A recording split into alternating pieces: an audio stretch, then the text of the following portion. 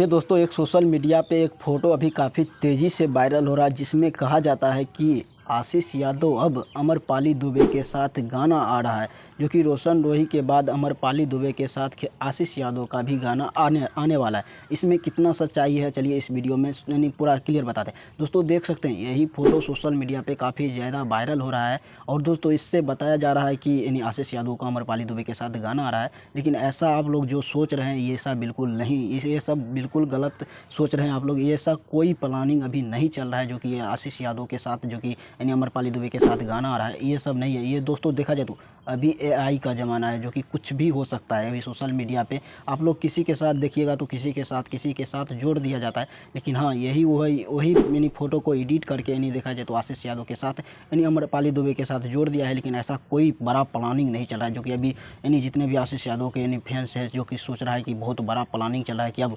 आशीष यादव का भी अमरपाली दुबे के साथ यानी सॉन्ग आएगा। तो ऐसा अभी कोई ऐसा कोई अभी प्लानिंग नहीं चल रहा है। लेकिन हाँ, कुछ भी चलता है तो हमारे इस चैनल पे वीडियो आ जाएगा। लेकिन अभी ऐसा कोई प्लानिंग नहीं है। और आप लोग क्या सोचते हैं, अपना राय कमेंट बॉक्स में ज़रूर दीजिए।